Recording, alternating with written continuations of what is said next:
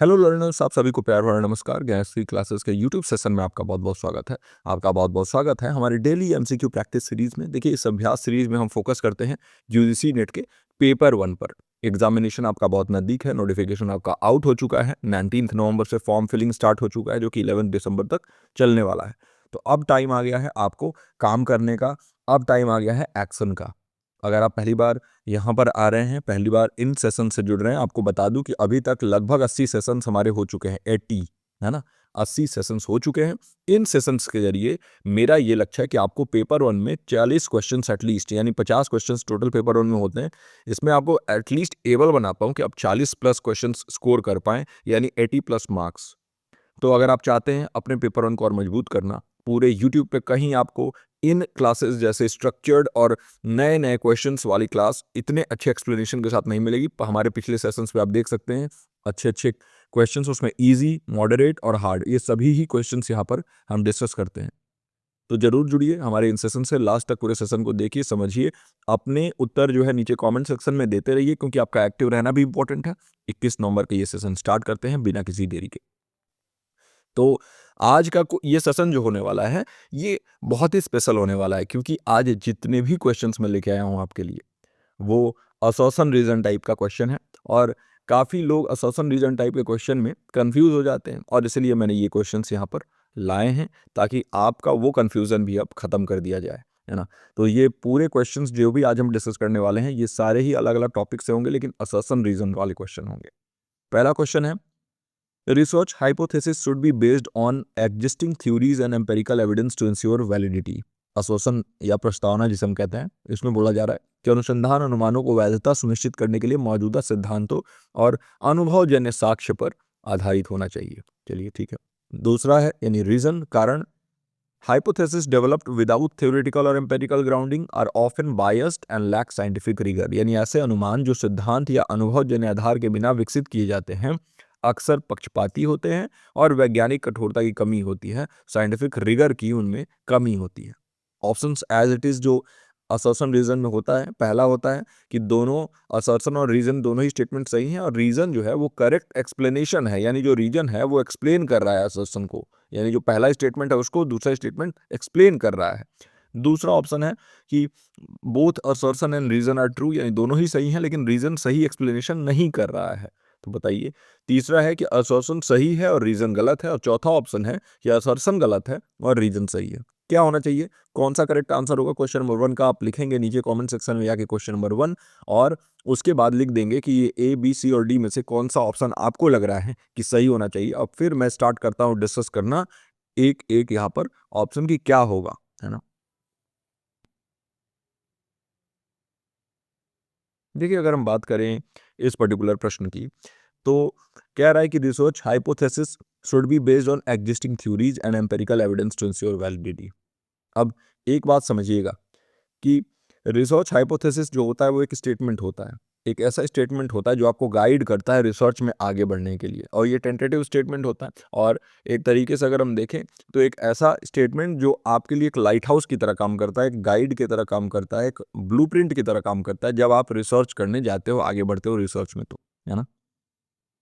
तो research hypothesis जो है वो फाउंडेशनल होना चाहिए, साइंटिफिक इन्वेस्टिगेशन को गाइड करना चाहिए, ग्राउंडेड होना चाहिए एग्जिस्टिंग थ्योरी में, यानी कि कहीं ना कहीं वो एग्जिस्टिंग थ्योरी के बेस पे होना चाहिए, है ना, जो थ्योरी अभी तक आ चुकी है। क्योंकि आप हवा में हाइपोथेसिस नहीं दे देंगे। हाइपोथेसिस एक ऐसा स्टेटमेंट होता है जिसके पीछे जो है कुछ ना कुछ आप साक्ष्य के आधार पर ही देंगे।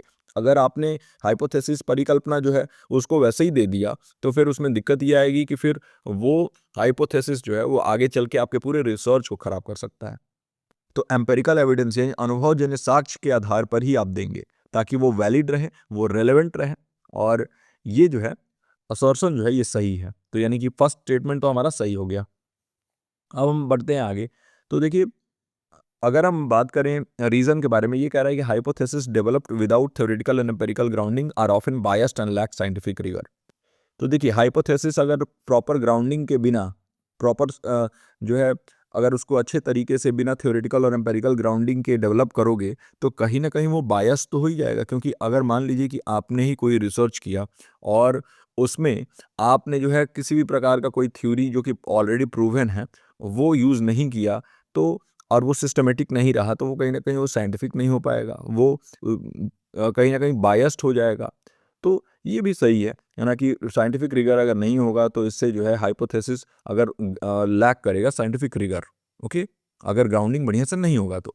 लेकिन अगर हम बात करें तो यानी सेकंड स्टेटमेंट भी सही है, और अगर हम बात करें इसके एक्सप्लेनेशन के बारे में, तो देखिए ये प्राइमरी एक्सप्लेनेशन नहीं है कि हाइपोथेसिस जो है वो एग्जिस्टिंग नॉलेज पे रिलाई करना चाहिए। इंस्टेड जो रीज़न है वो जोर डाल रहा है अवॉइडिंग बायस पे। यहाँ पे बायसनेस के बारे में बात कर दिया इसने। और यहाँ पर क्या बात किया इसने, यहाँ पर जो फर्स्ट स्टेटमेंट यानी असर्शन में बात किया गया, ये बात किया गया कि हाइपोथेसिस किसके ऊपर बेस्ड होना चाहिए, एग्जिस्टिंग नॉलेज के ऊपर बेस्ड होना चाहिए। तो यानी कि ये एग्जिस्टिंग नॉलेज के बारे में बात कर रहा है, और ये बात कर रहा है बायसनेस के बारे में, ये बात कर रहा है पक्षपात के बारे में। तो इसलिए रीज़न जो है वो करेक्ट एक्सप्लेनेशन नहीं है, और ये अलग इशू है। यानी कि ये दूसरा इशू उठा रहा है, और ये जो है दूसरा इशू है। तो इसलिए इसका हो जाएगा कि both assertion and reason are true, but reason is not the correct explanation of assertion, है ना? यानी बी ऑप्शन इसका करेक्ट हो जाएगा। तो दोनों प्रस्तावना और कारण सत्य हैं, लेकिन कारण प्रस्तावना का सही स्पष्टीकरण नहीं है। तो आई होप कि इसका सही उत्तर नीचे कमेंट सेक्शन में आपने दिया। और ये क्वेश्चंस जो हैं थोड़े से आपको डिफरेंट लग सकते हैं, थोड़े से आपको जो है कंपैरेटिवली ये ट्रिकी लग सकते हैं, लेकिन इसीलिए ये क्वेश्चंस लाए ही गए हैं ताकि आप जो है अपने संज्ञान का अच्छे से यहाँ पर इस्तेमाल करिए। अब हमारा नेक्स्ट क्वेश्चन टीचिंग एप्टीट्यूड से है, और क्वेश्चन है कि teacher centred methods are the most effective in fostering independent thinking and creativity. ये असर्शन है, प्रस्तावना है। पहला स्टेटमेंट है कि जो शिक्षक केंद्रित विधियां हैं ये स्वतंत्र सोच और रचनात्मकता को बढ़ावा देने में सबसे प्रभावी होती हैं। और रीजन है कि teacher centred methods prioritise control and uniformity which can stifle creativity and critical thinking. यानी शिक्षक केंद्रित विधियां नियंत्रण और समानता को प्राथमिकता देती हैं, जो रचनात्मकता और आलोचनात्मक सोच को दबा सकती है। तो बताइए कि असर्शन और रीज़न में कौन-सा सही है? क्या रीज़न सही एक्सप्लेनेशन है, नहीं है ना? तो पहला ऑप्शन है कि दोनों सही हैं, और रीज़न जो है वो करेक्ट एक्सप्लेनेशन है असर्शन का। दूसरा है कि दोनों सही हैं लेकिन रीज़न एक्सप्लेनेशन नहीं है सही। तीसरा है कि असर्शन सही है, रीज़न गलत है। और चौथा ऑप्शन है कि असर्शन गलत है, रीज़न सही है। क्या होगा? ज़रूर अपना कमेंट जो है वो दीजिए नीचे कमेंट सेक्शन में। जो भी आपका उत्तर है वो नीचे मेंशन कर दीजिए। आपको क्या लग रहा है कौन सा ऑप्शन सही होना चाहिए? मैं वेट करता हूँ, तब तक आप यहाँ पर मेंशन करिए।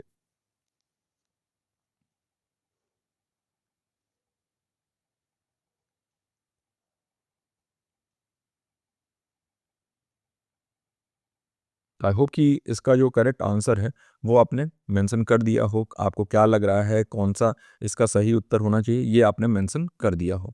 चलिए अब स्टार्ट करते हैं इसके एक्सप्लेनेशन को। देखिए कह रहा है कि teacher centred methods are most effective in fostering independent thinking and creativity. क्या आपको लगता है कि जो शिक्षक केंद्रित विधियां हैं, जैसे टीचर सेंटर्ड मेथड कौन सा हो गया? लेक्चर मेथड हो गया, है ना? व्याख्यान विधि जिसे हम कहते हैं। तो यहाँ पर टीचर आते हैं और उनके पास पहले से ही सारी चीज़ें उपलब्ध होती हैं, और वहाँ आके क्लास में बस अपना लेक्चर देते हैं और चले जाते हैं। तो इससे किसी भी प्रकार से क्या आलोचनात्मक चिंतन बच्चा कर पाता है? क्या उसके अंदर जो है वो रचनात्मकता आ पाती है? क्या स्वतंत्र सोच उसका विकसित हो पाता है? नहीं हो पाता है ना? तो लेक्चर मेथड जैसे हो गया, जैसे जो टीचर सेंटर्ड मेथड है जिसमें जैसे डेमोन्स्ट्रेशन मेथड में भी टीचर ही सेंटर में होता है।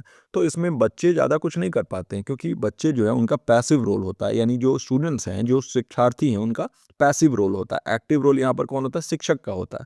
तो इंडिपेंडेंट थिंकिंग और क्रिएटिविटी जो है यहाँ पर फॉस्टर नहीं हो पाता है, और इसीलिए टीचर सेंटर्ड मेथड्स जो हैं ये बहुत कम इफेक्टिव होते हैं इस चीज़ के लिए, इसलिए ये जो है गलत हो जाएगा। तो असर्शन तो ये गलत है ना? अब हम आ जाते हैं रीज़न पे। तो देखिए रीज़न जो है कह रहा है कि teacher centred methods prioritise control and uniformity. तो देखिए टीचर सेंटर्ड मेथड्स जो है ना ये जोर डालते हैं यूनिफॉर्मिटी पे, कंट्रोल पे। बिल्कुल सही बात है कि वो नियंत्रण और समानता को प्राथमिकता देते हैं, क्योंकि ये जो है ना एफिशिएंसी को स्टूडेंट ऑटोनॉमी के ऊपर रखते हैं, याद रखिएगा। यानी ये कहते हैं एफिशिएंसी की बात करते हैं, और ये कहते हैं कि जो छात्र की स्वायत्ता है, जो ऑटोनॉमी है, वो सेकेंडरी है, क्योंकि अगर हम इसको ज़्यादा समय देंगे तो हम अपना सिलेबस पूरा नहीं कर पाएंगे। तो इसलिए ये प्रायोरिटाइज करते हैं कंट्रोल को। ये जो है ये एक नियंत्रण रखते हैं कक्षा में, समानता को प्राथमिकता देते हैं, और इससे क्या होता है? रचनात्मकता और आलोचनात्मक सोच जो है वो दब जाता है। बिल्कुल सही बात है कि अगर आप बहुत ज़्यादा जो है कंट्रोल रखोगे, एज अ टीचर आप क्लास में बच्चों को कुछ बोलने नहीं दोगे, उनको समय नहीं दोगे, उनको क्वेश्चंस पूछने का टाइम नहीं दोगे, तो उनके डाउट्स क्लियर नहीं हो पाएंगे।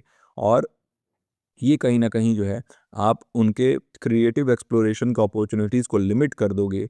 और मान लीजिए एक मैथमेटिक्स का आपने लेक्चर लिया, अब स्टूडेंट्स जो है वो प्रॉब्लम सॉल्व कर रहे हैं टीचर के मेथड से, और टीचर ने क्या किया कि उनको एक सॉल्यूशन दे दिया और बोला कि इससे ही करना है। अब उनको कोई अल्टरनेटिव सॉल्यूशन दिया ही नहीं, या फिर अगर कोई अल्टरनेटिव सॉल्यूशन उनको आता भी है तो टीचर उसको जो है वहाँ पर एड्रेस नहीं कर रहे हैं, तो वहाँ पर कहीं न कहीं उनकी क्रिएटिविटी और क्रिटिकल थिंकिंग ये जो है हैम्पर हो रही है। तो इसलिए रीज़न जो है ये सही है, सही कह रहा है कि ये प्रायोरिटाइज़ करता है कंट्रोल को और यूनिफ़ॉर्मिटी को, और इससे जो क्रिएटिविटी और क्रिटिकल थिंकिंग है ये कहीं न कहीं दब जाती है। तो असर्शन तो गलत हो गया था और रीज़न जो है यहाँ पर सही है, तो इसका जो करेक्ट आंसर होगा, क्योंकि इसमें दोनों में सही-सही है तो ये तो दोनों हो नहीं सकता है। असर्शन जो है वो गलत है, तो डी ऑप्शन इसका सही हो जाएगा कि assertion is false but reason is true. Okay, so D option is correct for this question. और आई होप कि इसका सही उत्तर आपने दिया और मज़ा आ रहा हो आपको ये सारे प्रश्न करने में। देखिए अच्छे-अच्छे प्रश्न आज लेके आया हूँ, थोड़ा-सा लंबा सेशन होने वाला है लेकिन बहुत ज़्यादा अच्छा मज़ेदार सेशन होने वाला है। पूरे सेशन को अटेंड करिएगा, वीडियो को लाइक कर दीजिएगा, अगर हमारा ये एफर्ट अच्छा लगता है तो अपने दोस्तों के साथ शेयर करिएगा। इन वीडियोज़ को प्लेलिस्ट बनी हुई है, अगर पुराने वीडियोज़ आपने नहीं देखे हैं तो प्लेलिस्ट में जाके सारे ही वीडियोज़ को आप देख सकते हैं, पीडीएफ आप डाउनलोड कर सकते हैं, और टेलीग्राम पर पीडीएफ आपको मिल जाता है रोज़ रात को 10 बजे हमारे इस क्लास का। तीसरा हमारा जो प्रश्न है वो कम्युनिकेशन से है। अगेन असर्शन और रीजन टाइप ऑफ क्वेश्चन है ये। असर्शन है, non verbal communication is often more powerful than verbal communication in conveying emotions and feelings. गैर मौखिक संचार, जिसे गैर शाब्दिक मैं कहता हूँ, है ना, तो गैर शाब्दिक संचार अक्सर शाब्दिक संचार से अधिक शक्तिशाली होता है, क्योंकि यह भावनाओं और अनुभवों को व्यक्त करने में मदद करता है। ठीक है, चलिए। अब दूसरा यहाँ पर रीज़न जो है वो है कि शरीर की भाषा, यानी कि बॉडी लैंग्वेज, है ना, तो बॉडी लैंग्वेज में आप कैसे चल रहे हो, क्या हाव भाव है, वो आ जाता है। चेहरे के हाव भाव, फेशियल एक्सप्रेशंस और भावनात्मक संकेत यानी जेस्चर्स, ये कम्युनिकेट करते हैं इमोशनल क्यूज जो कि वर्ड्स एक्सप्रेस नहीं कर सकते हैं, जिन्हें शब्द व्यक्त नहीं कर सकते हैं। अब बताइए कि क्या असर्शन और रीजन दोनों सही है और रीजन करेक्ट एक्सप्लेनेशन असर्शन का, या फिर असर्शन रीजन सही और रीजन करेक्ट एक्सप्लेनेशन नहीं है, या फिर असर्शन सही है रीजन गलत है, या फिर असर्शन गलत है रीजन सही है? कौन सा इसका ऑप्शन सही होगा? क्वेश्चन नंबर 3 लिख के नीचे कमेंट सेक्शन में मेंशन कर दीजिए। मैं 5 सेकंड वेट करता हूं और फिर मैं स्टार्ट करता हूं एक्सप्लेनेशन इस पर्टिकुलर क्वेश्चन का। तो आई होप कि इसका सही उत्तर आपने नीचे कमेंट सेक्शन में दे दिया हो, नहीं दिया तो प्लीज़ जाके नीचे कमेंट सेक्शन में इसका सही उत्तर दे दीजिए। देखिए असर्शन और रीज़न जो है ना, वो एक ऐसे टाइप का क्वेश्चन है जो कहीं न कहीं आपको थोड़ा-सा आपका क्रिटिकल थिंकिंग वो फोस्टर करते हैं, क्योंकि आप जो है वो इसमें बहुत कुछ सोचते हो। 2 स्टेटमेंट्स सही हैं कि नहीं है, एक एक्सप्लेनेशन सही है कि नहीं है, तो बहुत ज़्यादा जो है इसमें आपका एक्सरसाइज़ होता है ऑफ योर माइंड। तो असर्शन के बारे में बात करें तो कह रहा है कि non verbal communication often conveys क्या इमोशंस। देखिए नॉन वर्बल कम्युनिकेशन जो है ना ये ज़्यादा पावरफुल होता है वर्बल कम्युनिकेशन से, ऐसा ये कह रहा है इमोशंस और फीलिंग्स को कन्वे करने के लिए। तो आपको पता है कि नॉन वर्बल कम्युनिकेशन जो है ना ये इमोशंस और एटीट्यूड्स को ज़्यादा अच्छे तरीके से यहाँ पर कन्वे करता है। कई बार आप देखते हो ना कि लोग कुछ कहते हैं, बोलूँगा तो कुछ और बोलूँगा, लेकिन मेरे अंदर जो कुछ और बात रहती है। मान लीजिए मैं बहुत इमोशनल हूँ, लेकिन अब दुनिया के सामने तो मैं दिखाने नहीं जाता हूँ कि हाँ, मैं बहुत इमोशनल हूँ। तो लोग पूछते हैं कि कैसे हो? तो मैं कह देता हूँ कि हाँ, बहुत बढ़िया हूँ। लेकिन अंदर से मैं बढ़िया हूँ कि नहीं हूँ, ये बात अलग है, ये बात मैं जानता हूँ। लेकिन अगर वहाँ पर कोई इमोशंस पकड़ने वाला रहेगा, कोई बॉडी लैंग्वेज को अच्छे तरीके से जाँचने वाला रहेगा, तो तुरंत वो जान जाएगा कि मेरी मेरी मनोदशा क्या है, मैं कैसा हूँ, है ना? तो इसीलिए ये जो नॉन वर्बल कम्युनिकेशन होता है, ये कहीं न कहीं ज़्यादा पावरफुल होता है वर्बल कम्युनिकेशन से, अगर आप इमोशंस और फीलिंग्स के बारे में बात करें तो। तो एक स्माइल जो है ना, वो आप किसी को देते हैं तो उससे फ्रेंडलीनेस एक्सप्रेस होता है। और अगर आपने अपने हाथ जो है वो दोनों एक दूसरे से ऐसे क्रॉस करके रखे हुए हैं तो डिफेंसिवनेस इससे जो है वो एक्सप्रेस होता है। तो यानी कि आपने कुछ ना कहते हुए भी बहुत कुछ कह दिया, तो ये ज़्यादा पावरफुल माना जाता है ना? और वही अगर बात करें हम रीज़न की, तो बॉडी लैंग्वेज, फेशियल एक्सप्रेशन और जेस्चर्स जो है ये इमोशनल क्यूज़ को कम्युनिकेट करते हैं। देखिए नॉन वर्बल क्यूज़ में आपका वॉइस का टोन, यानी आप किससे जैसे अपने पापा-मम्मी से बात करते हैं तो कितने अच्छे से, और अपने बड़ों से बात करते हैं तो कितने अच्छे से बात करते हैं। छोटों से बात करते हैं तो थोड़ा-सा आपका टोन चेंज हो जाता है। फेशियल एक्सप्रेशन आपका बदल जाता है, जेस्चर्स आप कैसे दे रहे हो, इससे आप अपने इमोशंस को एक्सप्रेस करते हैं। और ये अपने शब्दों में लाना उन इमोशंस को बहुत हार्ड है, तो ये आर्टिकुलेट कर पाना अपने वर्ड्स में ये काफ़ी हार्ड होता है। लेकिन अगर हम कहें तो नॉन वर्बल कम्युनिकेशन से हम ज़्यादा बेहतर तरीके से एक्सप्रेस कर पाते हैं अपने इमोशनल क्यूज़ को। एग्जाम्पल के लिए देखिए कि एक मैनेजर हैं, उनके अंदर आप काम कर रहे हो, उनके टोन से आप बता सकते, एक प्रेजेंटेशन के दौरान वो टोन क्या यूज़ कर रहे हैं, उससे बता सकते हो कि वो मोटिवेट कर रहे हैं एम्प्लॉइज़ को। जितने उनके शब्द मोटिवेट नहीं कर रहे हैं, उससे ज़्यादा उनके टोन मोटिवेट कर रहे हैं। यानी वो कितने हाई पिच पे बात कर रहे हैं और कैसे एकदम जोश भरे अंदाज से बात कर रहे हैं, तो वो जो है ज़्यादा। और ये आर्मी में भी देखने को मिलता है ना? जितने शब्दों से नहीं, उतने ज़्यादा टोन से लोग जो है मोटिवेट हो जाते हैं। तो वो क्या है? वो यही है कि भाई अगर आप नॉन वर्बल कम्युनिकेशन में, जैसे आपके वॉइस का टोन हो गया, जैसे आपका जेस्चर्स हो गया, पोस्चर हो गया, उससे आप ज़्यादा बेहतर तरीके से कम्युनिकेट कर पाते हैं इमोशनल क्यूज़ को, तो ये भी सही है। तो ये दोनों ही सही हैं और रीज़न जो है वो करेक्ट एक्सप्लेनेशन है असर्शन का, है ना? तो यानी कि असर्शन सही, रीज़न सही, और रीज़न जो है करेक्ट एक्सप्लेनेशन है असर्शन का, क्योंकि यहाँ पर भी यही बात हो रहा है और यहाँ पे भी उसको उसके एक्सप्लेनेशन के बारे में बात हो रहा है। तो ये इसका हो जाएगा फर्स्ट ऑप्शन सही। दोनों प्रस्तावना और कारण सत्य हैं और कारण प्रस्तावना का सही स्पष्टीकरण है। बढ़ते हैं अपने चौथे प्रश्न पर। आई होप कि तीसरे प्रश्न को आपने अच्छे से समझ लिया हो। चौथा प्रश्न आईसीटी से है। आश्वासन है, ICT has revolutionized the education sector by providing easy access to a vast amount of resources and enhancing learning experiences. ICT ने शैक्षिक क्षेत्र में क्रांति ला दी है, क्योंकि यह संसाधनों तक आसान पहुंच प्रदान करता है और अध्ययन के अनुभवों को बढ़ाता है। ठीक है, यहाँ पर रीजन है, the use of ICT tools in classrooms has been shown to reduce the need for teachers to deliver content and engage students. यानी कक्षा में आईसीटी उपकरणों का उपयोग यह दिखाता है कि छात्रों को सामग्री प्रदान करने और उन्हें संलग्न करने की आवश्यकता को कम किया जा सकता है। अब ऑप्शंस फिर से वही हैं आपके सामने कि असर्शन रीजन दोनों सही है और रीजन करेक्ट एक्सप्लेनेशन असर्शन का। यहाँ पर असर्शन रीजन दोनों सही है, रीजन करेक्ट एक्सप्लेनेशन नहीं है। यहाँ पर असर्शन सही, रीजन गलत, यहाँ पर असर्शन गलत, रीजन सही। बताइए कौन सा इसका सही उत्तर होगा। क्वेश्चन नंबर 4 लिख के आपको क्या लग रहा है कौन सा ऑप्शन सही इसका होगा, नीचे कॉमेंट सेक्शन में जाइए और वहाँ मेंशन कर दीजिए। लाइव चैट में नहीं, कॉमेंट सेक्शन में मेंशन किया करिए। और इसके बाद मैं एक्सप्लेन करता हूँ इसके सारे ऑप्शन को एग्जाम्पल के साथ। तो देखिए, अगर हम बात करें आईसीटी के टूल के बारे में, तो आईसीटी टूल जो है ना, जैसे ऑनलाइन लर्निंग प्लेटफॉर्म्स होते हैं, बहुत सारे हैं, इंटरैक्टिव सिमुलेशंस होते हैं, वर्चुअल क्लासरूम होता है, ये सभी आईसीटी के टूल्स ही तो हैं। वर्चुअल क्लासरूम जैसे अभी आप यहाँ पर पढ़ रहे हो, कैसे पढ़ रहे हो, तो ये जो है इसके लिए सर्वर चाहिए, इसके लिए एक ऐप चाहिए, सारी चीज़ें ये आईसीटी के माध्यम से पॉसिबल है। तो ये एजुकेशन को इसने ट्रांसफॉर्म कर दिया, पूरा शिक्षा के क्षेत्र में इसने क्रांति ला दी है। इससे एक्सेसिबिलिटी बढ़ा है, एंगेजमेंट बढ़ा है, ये इसका पहुंच बढ़ गया है और ज़्यादा बेहतर तरीके से जो छात्र हैं वो एंगेज हो पाते हैं, अपने बातों को अपने जो टीचर हैं उनसे कह पाते हैं। तो एग्जांपल के लिए देखिए कि बहुत सारे ऐप्स हैं, गूगल क्लासरूम जैसा ऐप है जो रिसोर्सेज प्रोवाइड कर रहा है टीचर्स को भी और स्टूडेंट्स को भी। तो यानी कि आईसीटी ने रिवोल्यूशनलाइज किया है, आईसीटी ने क्रांति लाई है एजुकेशन सेक्टर में, इजी एक्सेस दिया है इसने और बहुत सारे रिसोर्सेज दिए हैं, लर्निंग एक्सपीरियंस को बेटर बनाया है। बिल्कुल सही है ये, तो यानी असर्शन बिल्कुल सही है। अब रीज़न पे आ जाएँ, तो आईसीटी जो है वो कह रहा है कि इसने रिड्यूस कर दिया है टीचर्स के नीड को, यानी कि शिक्षक की जो ज़रूरत है वो अब है ही नहीं आईसीटी के लिए। देखिए आईसीटी का इस्तेमाल भी होगा, तो भी शिक्षक की ज़रूरत होगी ही, शिक्षक ही तो पढ़ाएँगे। तो ये रिड्यूस नहीं किया टीचर के रोल को, इंस्टेड कॉम्प्लीमेंट करता है। कॉम्प्लीमेंट वर्ड आता है, वो यहाँ पर ज़्यादा बेटर सूट करेगा कि ये कॉम्प्लीमेंट करता है। जैसे मैं पढ़ा रहा हूँ और मेरे पास अगर आईसीटी टूल है, तो मैं अपनी पहुँच जो है वो ज़्यादा छात्रों तक पहुँचा सकता हूँ। मैं ऐसे अच्छे टूल्स का इस्तेमाल करके और ज़्यादा बेहतर ढंग से एक्सप्लेन कर सकता हूँ चीज़ों को।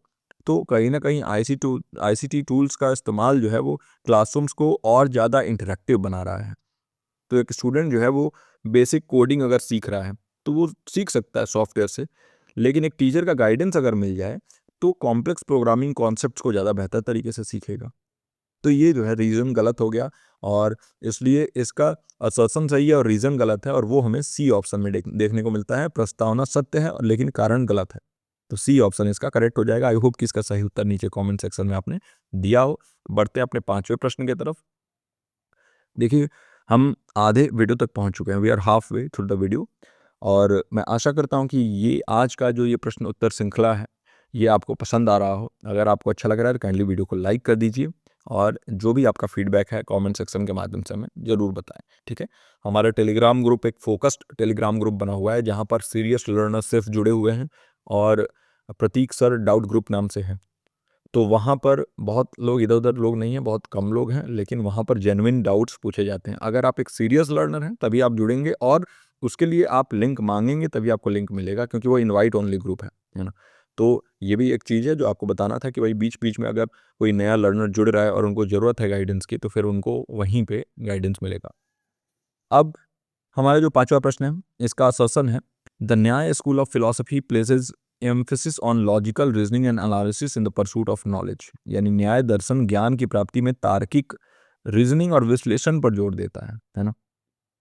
तो ये हो गया आपका असर्शन। रीजन क्या है कि according to न्याय philosophy, knowledge can only be gained through the application of proper logical methods and errors can be avoided by following logical steps। यानी न्याय दर्शन के अनुसार ज्ञान केवल उचित तार्किक विधियों के आवेदन के माध्यम से प्राप्त किया जा सकता है और तार्किक कदमों का पालन करके गलतियों से बचा जा सकता है। तो बताइए कि क्या असर्शन रीजन दोनों सही है और रीजन करेक्ट एक्सप्लेनेशन असर्शन का, या फिर असर्शन रीजन दोनों सही है रीजन करेक्ट एक्सप्लेनेशन नहीं है, या फिर असर्शन सही है रीजन गलत है, या फिर असर्शन गलत है रीजन सही है। क्या होगा इसका सही उत्तर? नीचे कमेंट सेक्शन में जाइए, क्वेश्चन नंबर 5 लिखिए और अपने सही उत्तर सही ऑप्शंस लिख डालिए वहां पर। देखिए अगर हम बात करें इस पर्टिकुलर प्रश्न की तो जो असर्शन है वो कह रहा है कि न्याय स्कूल ऑफ जो फिलॉसफी है ये जोर डालता है लॉजिकल रीजनिंग पे। सही कह रहा है भाई, न्याय स्कूल ऑफ फिलॉसफी जो है, जो न्याय दर्शन है वो जोर डालता है लॉजिकल रीजनिंग पे। बिल्कुल सही है, इसको ये एसेंशियल मानता है। अगर आप वैलिड नॉलेज प्राप्त करना चाहते हो, वैलिड नॉलेज को क्या कहते हैं हम इंडियन लॉजिक में, बताइए? प्रमाण, है ना। तो अगर आपको प्रमाण चाहिए, वैलिड नॉलेज चाहिए, तो इसके लिए अलग अलग इसने तरीके बताए हैं। जैसे प्रत्यक्ष के माध्यम से आप कर सकते हैं, अनुमान के माध्यम से आप कर सकते हैं, आप जो है वो अनुपलब्धि के माध्यम से कर सकते हैं। किसी चीज़ के ना होने से भी आपको ज्ञान की प्राप्ति होती है, किसी चीज़ को सामने से देखने का अनुभव करने से आपको ज्ञान की प्राप्ति है, कोई अनुमान लगाने से होती है ना। तो बहुत सारे अलग अलग जो है इसने तरीके बताए हैं न्याय दर्शन ने। ओके, अब जो न्याय थिंकर्स हैं वो आर्गू करते हैं कि जो परसेप्शन होता है, जो इन्फ्रेंस होता है और जिसे हम कंपैरिजन कहते हैं, है ना, शब्द यानी वर्बल टेस्टिमनी कहते हैं, ये अगर लॉजिकल प्रिंसिपल को फॉलो करें तो एरर्स को अवॉइड किया जा सकता है ना। ये बिल्कुल सही है कि भाई ये जोर डालते हैं कि नॉलेज के परसूट में एम्फेसिस होता है लॉजिकल रीजनिंग पे और एनालिसिस पे। तो ये तो सही हो गया। और न्याय फिलॉसफी के अकॉर्डिंग नॉलेज जो है वो गेन किया जा सकता है कैसे? लॉजिकल मेथड्स को प्रॉपर तरीके से अप्लाई करके। तो लॉजिकल मेथड्स क्या करते हैं? ये एक्यूरेसी यानी कि कितना सही आपका नॉलेज है और कितना विश्वसनीय है, कितना रिलायबल है, ये बताते हैं। और एरर्स जो है वो इनकरेक्ट लॉजिक से ही अराइज होते हैं। और एरर्स को हम क्या कहते हैं इंडियन लॉजिक में? हेतुआभास। और हेतुआभास कहाँ से उठते हैं? हेतुआभास अगर आप गलत तरीके से लॉजिक लगाओगे तो वहाँ हेतुआभास अराइज हो जाएंगे, जिसे हम इंग्लिश में फॉलेसी भी कहते हैं। तो लीगल मान लीजिए आपने कोई लीगल रीजनिंग किया, एक लॉयर है, उसको अगर लॉजिकल आर्गुमेंट देने नहीं आ रहा है तो कहीं ना कहीं वो केस हार जाएगा। क्योंकि अगर एविडेंस के बेसिस पे आप केस नहीं लड़ोगे तो कैसे केस जीतोगे? तो वो वहाँ भी न्याय अप्रोच ही लग रहा है ना, वहाँ पर लॉजिकल रीजनिंग आपको फॉलो करना पड़ेगा। तो यानी ये भी सही है। तो असर्शन और रीजन दोनों ही सही हैं। और यहाँ एम्फेसिस ऑन लॉजिकल रीजनिंग कह रहा है और यहाँ भी कह रहा है कि knowledge can only be gain through application of proper logical methods. और एरर्स को अवॉइड किया जा सकता है लॉजिकल स्टेप्स को फॉलो करके। और वही चीज़ यहाँ भी कह रहा है कि अगर आप नॉलेज को परसूट कर रहे हो, यानी अगर नॉलेज की खोज कर रहे हो, तो उसमें लॉजिकल रीजनिंग का ही वहाँ पर आपको इस्तेमाल करना पड़ेगा। यानी कहीं ना कहीं जो रीजन है वो करेक्टली एक्सप्लेन कर रहा है असर्शन को, इसलिए फर्स्ट ऑप्शन सही हो जाएगा कि दोनों सही हैं और रीजन करेक्ट एक्सप्लेनेशन है असर्शन का। ओके, तो आई होप कि इसका सही उत्तर नीचे कमेंट सेक्शन में आपने दे दिया हो। अब हम बढ़ते हैं अपने छठे प्रश्न पर। हमारा छठा प्रश्न पीपल डेवलपमेंट एंड एनवायरनमेंट से है आपका। असर्शन है climate change and environmental degradation pose significant challenges to achieve the United Nation sustainable development goals. यानी जो सतत विकास लक्ष्य हैं, जो एसडीजी हैं, तो इनको अगर आप प्राप्त करना चाहते हैं तो इनमें महत्वपूर्ण चुनौतियां जो है प्रस्तुत करते हैं कौन? जलवायु परिवर्तन और पर्यावरणीय गिरावट, है ना। यानी कि जो क्लाइमेट चेंज हो रहा है और जो इन्वायरमेंटल डिग्रेडेशन हो रहा है, ये काफ़ी ज़्यादा चैलेंज ला रहे हैं जो सस्टेनेबल डेवलपमेंट गोल्स हैं इनको अचीव करने में। रीज़न है कि इकोनॉमिक डेवलपमेंट अगर इन्वायरमेंटल सस्टेनेबिलिटी को कंसिडर किए बिना आप करोगे तो इससे आगे इन्वायरमेंटल डिस्ट्रक्शन होगा और इससे ये एसडीजी को अचीव करना और मुश्किल हो जाएगा। ओके, तो क्या बताइए कि असर्शन रीजन दोनों सही है, रीजन करेक्ट एक्सप्लेनेशन है असर्शन का, या फिर असर्शन रीजन दोनों सही है, रीजन करेक्ट एक्सप्लेनेशन नहीं है, या फिर असर्शन सही है रीजन गलत है, या फिर असर्शन गलत है रीजन सही है? क्या होगा इसका करेक्ट आंसर? क्वेश्चन नंबर 6 लिख के नीचे कमेंट सेक्शन में मेंशन कर दीजिए कि आपको क्या लग रहा है इसका सही उत्तर क्या होना चाहिए। देखिए, अगर हम असर्शन के बारे में बात करें तो क्लाइमेट चेंज और इन्वायरमेंटल डिग्रेडेशन जो है ना, ये वाकई में काफ़ी चैलेंज ला रहे हैं, काफ़ी चुनौती ला रहे हैं ये जो एसडीजी है उसको पूरा करने के लिए। एसडीजी क्या है? Sustainable development goals. कब आया था ये? 2015 में आया था सस्टेनेबल डेवलपमेंट गोल। और इसका जो लक्ष्य है वो ये है कि 2030 तक जो है जितने भी सतत विकास लक्ष्य हमने रखे हैं, कुल मिला के 17 गोल्स आते हैं इसमें, और 169 टारगेट, 169 टारगेट्स एंड 17 गोल्स, इन सभी को पूरा करने का लक्ष्य रखा गया है 2030 तक। यानी 15 साल का गैप था, 15 साल का समय दिया गया था। इससे पहले इसके प्रेडेसेसर के रूप में एमडीजी यानी मिलेनियम डेवलपमेंट गोल था। मिलेनियम डेवलपमेंट गोल में कुल मिला के आपके 8 गोल्स थे, लेकिन ये इतना व्यापक नहीं था और सस्टेनेबिलिटी वाला फैक्टर जो है यहाँ पर लैक करता था, और इसीलिए सस्टेनेबल डेवलपमेंट गोल लाया गया 2015 में, है ना? तो अब बताइए कि इन गोल्स को अचीव करने में प्रॉब्लम आता है क्योंकि ये क्लाइमेट चेंज और एनवायरमेंटल डिग्रेडेशन हो रहा है। तो ये तो असर्शन बिल्कुल सही है। अब एग्जाम्पल के लिए देखिए कि जो वाटर स्कैर्सिटी है, क्लाइमेट चेंज की वजह से जो पानी की कमी है वो होती जा रही है, और इससे जो हमारा क्लीन वाटर और सैनिटेशन है, ये वाला पॉइंट, जैसे गोल नंबर 6 है, ये गोल 6 क्या है? Clean water and sanitation. तो क्लीन वाटर और सैनिटेशन वाला जो गोल नंबर 6 वाला जो पॉइंट है हमारा ना, वो कहीं ना कहीं इससे हैम्पर हो रहा है, तो उसको अचीव करने में दिक्कत आ रही है। तो ये तो असर्शन सही है कि इस इन्वायरमेंटल डिग्रेडेशन और क्लाइमेट चेंज की वजह से प्रॉब्लम आ रहा है इन गोल्स को अचीव करने में। अब रीज़न है कि अगर आप इकोनॉमिक ग्रोथ करते जा रहे हो, इकोनॉमिक डेवलपमेंट करते जा रहे हो और कुछ भी नहीं से सोच रहे हो कि इन्वायरमेंट सस्टेनेबल है कि नहीं, मतलब जो भी चीज़ आप यूज़ कर रहे हो वो सस्टेनेबल रहेगा कि नहीं। आप कोयला है आपके यहाँ तो आप यूज़ किए जा रहे हो, अगर आपके यहाँ तेल है अंदर ज़मीन के तो आप तेल को निकाले जा रहे हो, एक्सप्लॉइट कर रहे हो। तो आप जो है ना, वो बिल्कुल ही जो है यहाँ पर क्या कर रहे हैं, प्रायोरिटाइज कर रहे हैं शॉर्ट टर्म गेन को सस्टेनेबिलिटी के ऊपर। तो अगर आप शॉर्ट टर्म गेन को सस्टेनेबिलिटी के ऊपर यहाँ पर प्रायोरिटाइज करेंगे, अगर आप शॉर्ट टर्म में ज़्यादा फ़ायदा कमाना चाहेंगे, तो कहीं ना कहीं वो आपको आगे चल के आपके इन्वायरमेंट को डिस्टर्ब कर देगा, आपके एसडीजी को अचीव करने में काफ़ी ज़्यादा मुश्किल आ जाएगी आपको, है ना? तो इन्वायरमेंटल सस्टेनेबिलिटी का भी ध्यान आपको रखना होगा। आप देखिए, अगर आप डिफॉरेस्टेशन की बात करें, जंगलों की कटाई के बारे में बात करें, तो आप देखते हैं ना कि आजकल खेती करने के लिए लोग जंगलों की कटाई कर रहे हैं। तो खेती करने से आपको फूड प्रोडक्शन ज़रूर बढ़ जाएगा, टेम्पररली बढ़ेगा, लेकिन इससे कहीं न कहीं जो जैव विविधता है इनमें कमी आ जाएगी। जो सॉइल इरोज़न है, जो आपकी मिट्टी है उसमें कटान होने लगेगा, और इससे जो सस्टेनेबल डेवलपमेंट गोल का प्रोग्रेस है वो कहीं न कहीं हैम्पर होगा। तो ये भी सही है, यानी रीज़न भी सही है, और रीज़न करेक्ट एक्सप्लेनेशन है। इसी बात को तो कहा गया है असर्शन में कि क्लाइमेट चेंज और एनवायरमेंटल डिग्रेडेशन की वजह से ये चैलेंज आ रहा है इनको अचीव करने में, और इसी को जो है एक्सप्लेन कर रहा है यहाँ पर रीज़न में।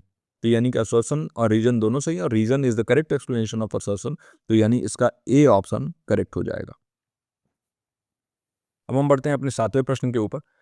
देखिए, असर्शन रीजन टाइप के जो प्रश्न है ना, ये काफ़ी जो है लेंदी होते हैं, और इसलिए ये जो हमारा सेशन है ये भी लेंदी होता जा रहा है।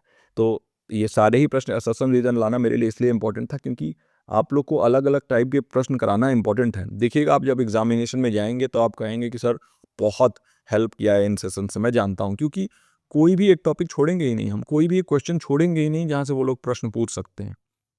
अब हमारा 7वां प्रश्न है हायर एजुकेशन सिस्टम से। असर्शन है कि the national institutional ranking framework, जिसे हम एनआईआरएफ कहते हैं, it ranks institutions based on their performance in various parameters like teaching, learning, research and outreach. Reason है कि NIRF ranking does not consider the feedback of students and faculty while evaluating the performance of institutions. यानी राष्ट्रीय संस्थागत ranking ढांचा NRF संस्थानों को उनके शैक्षिक अनुसंधान और आउटरीच के प्रदर्शन जैसे विभिन्न मापदंडों पर आधारित रैंक करता है। आउटरीच क्या होता है कि आप जो समाज में वहां पर आप जाएं और जमीनी स्तर की सच्चाई को जाने, है ना? फिर एनआईआरएफ रैंकिंग संस्थानों के प्रदर्शन का मूल्यांकन करते समय छात्रों और संकाय के फीडबैक का ध्यान नहीं रखता है। तो बताइए कि क्या दोनों सही है और रीजन करेक्ट एक्सप्लेनेशन है, या फिर दोनों सही है रीजन करेक्ट एक्सप्लेनेशन नहीं है, या फिर असर्शन सही है रीजन गलत, या फिर असर्शन गलत है रीजन सही है? क्या होगा इसका सही उत्तर? नीचे कमेंट सेक्शन में मेंशन कर दीजिए, है ना? क्वेश्चन नंबर 7 लिखेंगे और नीचे जाएंगे, करेक्ट जो भी आपको लग रहा है इसका करेक्ट ऑप्शन नीचे मेंशन कर देंगे। देखिए, अगर असर्शन के बारे में बात करें तो एनआरएफ की जो रैंकिंग होती है, एनआईआरएफ रैंकिंग जो होती है ना, ये इंस्टीट्यूशंस को, जितने भी संस्था हैं, उनको अलग-अलग पैरामीटर्स पे इवैल्यूएट करती है, उनका मूल्यांकन करती है। जैसे रिसर्च का आउटपुट क्या है, यानी वहाँ से कितने लोग जो है रिसर्च कर रहे हैं और वो कितने पेपर पब्लिश करा पा रहे हैं। वहाँ पर जो शिक्षण है, उसकी गुणवत्ता क्या है, टीचिंग की क्वालिटी क्या है, इसके साथ-साथ आउटरीच कैसा है। एग्ज़ाम्पल के लिए देख लीजिए कि मान लीजिए आईआईटी दिल्ली है। अब IIT Indian institute of technology Delhi है, तो ये कंसिस्टेंटली रैंक करता है हाई, क्योंकि यहाँ पर जो है काफ़ी रिसर्च होता है, काफ़ी अनुसंधान होता है और टीचिंग स्टैंडर्ड तो पूछना ही नहीं है, बहुत बेहतरीन है। तो इसलिए इसका रैंक हमेशा हाई रहता है। तो असर्शन जो है ये कहीं न कहीं सही है ना? तो असर्शन सही हो गया। रीज़न के बारे में बात करें तो स्टूडेंट के और फैकल्टी के फीडबैक के बारे में बात कर रहा है कि देखिए एनआरएफ रैंकिंग जो है ना कंसीडर ही नहीं करता है feedback of students and faculty while evaluating the performance of institutions. तो ये जो है कहीं न कहीं गलत है, क्योंकि स्टूडेंट्स को और फैकल्टी से भी पूछा जाता है उनके जो एक्सपीरियंसेस हैं एनआईएफ रैंकिंग लेते समय। जितने भी वहाँ पर स्टेक होल्डर्स हैं, उन सभी से जो है वहाँ पर फीडबैक लिया जाता है और इसलिए रीज़न गलत हो जाएगा। तो यहाँ पर जो सही हो जाए वो होगा assertion is true but reason is false. C option इसका करेक्ट हो जाएगा। तो आई होप कि इसका सही उत्तर नीचे कमेंट सेक्शन में आपने दिया हो। अब हम बढ़ते हैं अपने 8वें प्रश्न की तरफ। हमारा 8वां प्रश्न रिसर्च एप्टीट्यूड से आ रहा है।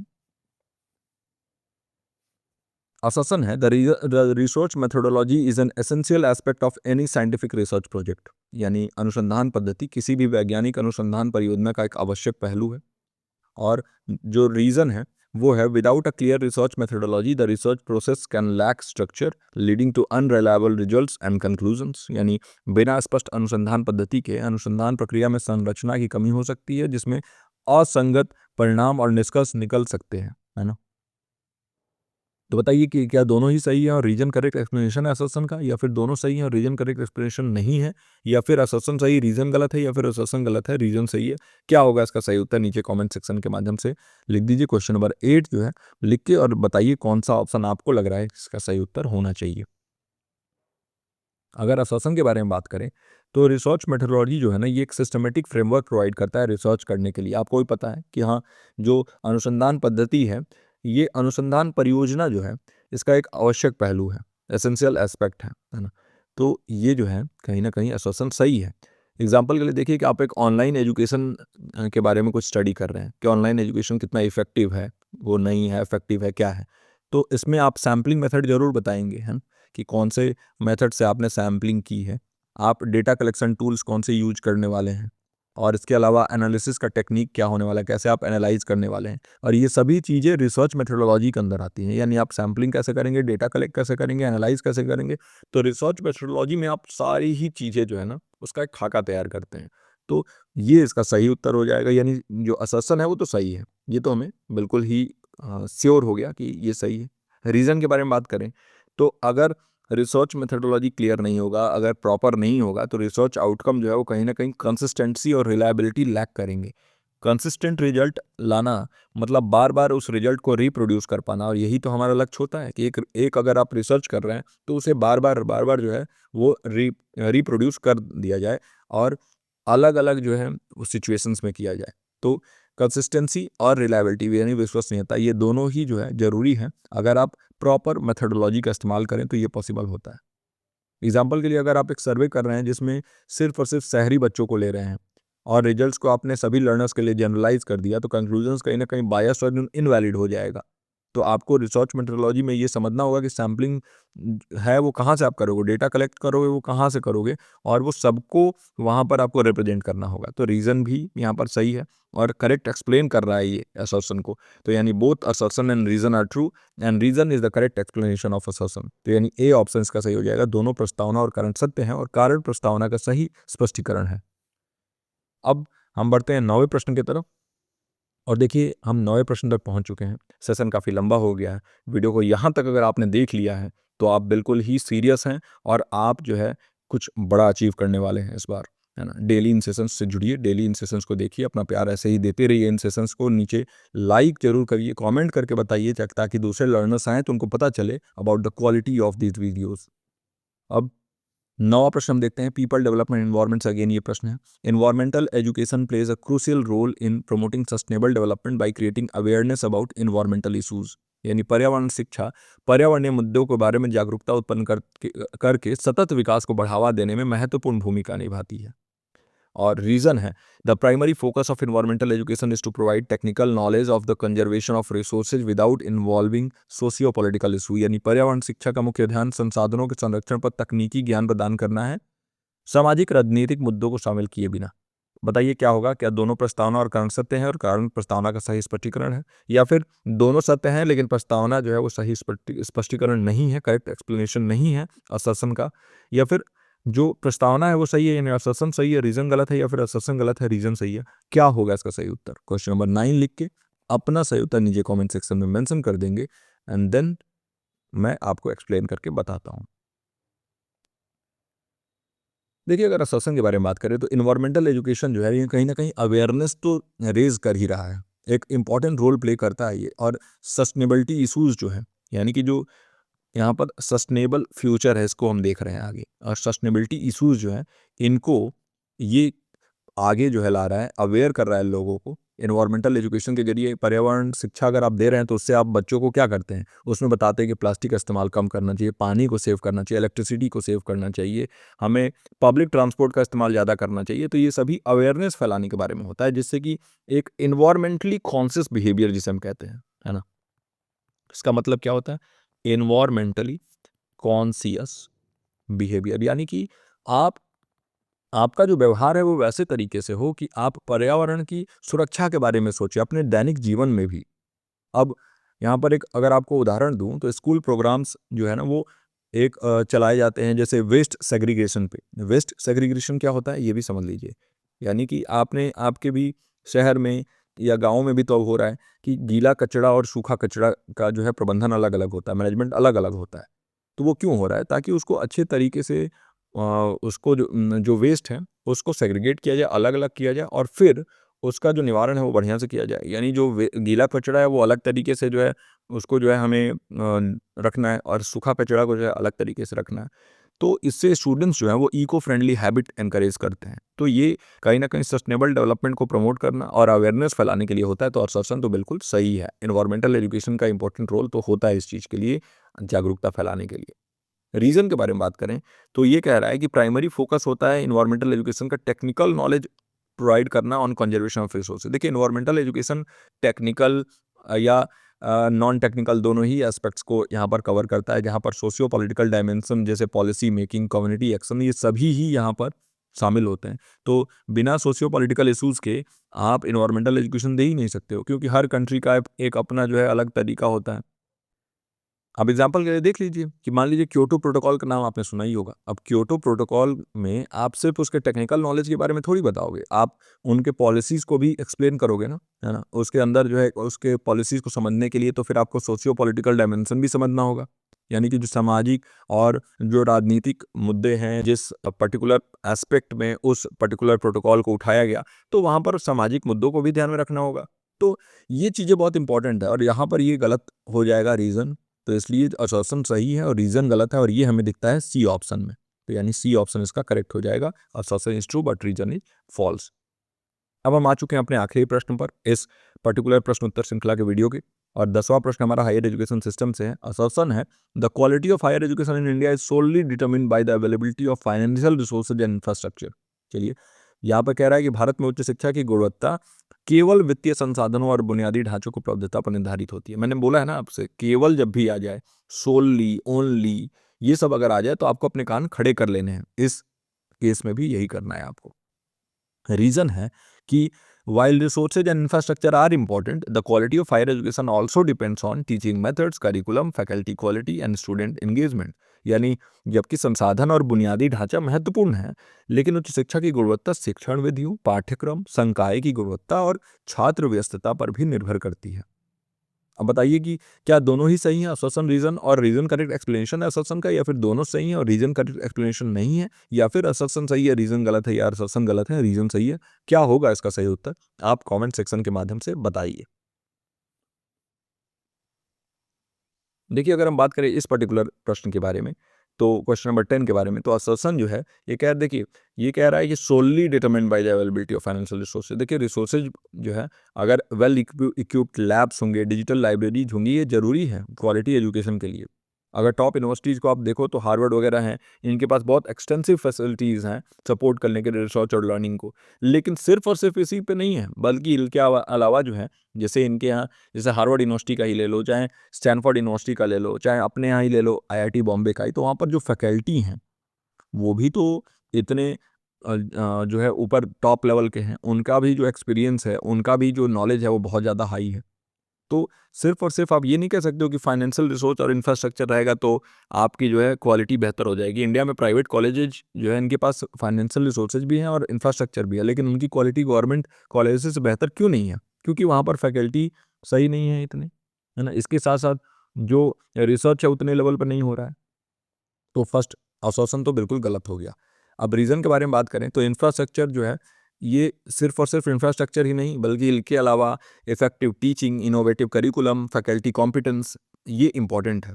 एक स्कूल है और उसमें बहुत सारे मान लीजिए फैसिलिटीज़ है, state of the art facilities हैं, लेकिन वहाँ पर अगर फैकल्टी ही अच्छे नहीं हैं तो फिर क्या फ़ायदा है ऐसे state of the art facilities के?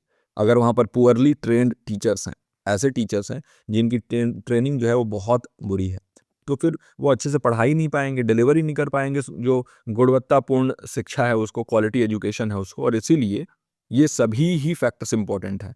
इंफ्रास्ट्रक्चर के साथ-साथ, फाइनेंशियल रिसोर्सेज़ के साथ-साथ, टीचिंग मेथड्स, करिकुलम, फैकल्टी की क्वालिटी और स्टूडेंट का एंगेजमेंट, ये सभी इंपॉर्टेंट हैं। अगर आप चाहते हैं कि जो शिक्षा है उसकी क्वालिटी बेहतर बने तो रीज़न बिल्कुल सही है, और इसलिए हमें देखना होगा वो ऑप्शन जहाँ पर असर्शन गलत है और रीज़न सही है। और वो ऑप्शन हमें कहाँ दिखता है? ऑप्शन जो है वो assertion is false and reason is true, ये हमें दिखता है ऑप्शन नंबर डी में, है ना? तो इसलिए ऑप्शन नंबर डी इसका करेक्ट आंसर हो जाएगा। और इसी के साथ हमारा ये आज का प्रैक्टिस सेशन जो है ख़त्म होता है। और आई होप कि आज के इस प्रैक्टिस सेशन में आपको बहुत आनंद आया हो। बहुत अच्छे तरीके से हमने सभी प्रश्नों का यहाँ पर सॉल्व किया, उनका सही जवाब आपको मैंने दिया, और आपने भी बहुत अच्छे तरीके से एंगेज होकर नीचे कमेंट सेक्शन के माध्यम से लगातार नीचे आंसर देते गए। तो इस वीडियो में यहीं तक, और मैं मिलता हूँ आपसे अगले प्रैक्टिस सेशन के साथ। टिल देन आप अपना और अपनों का ख्याल रखिए। नमस्कार।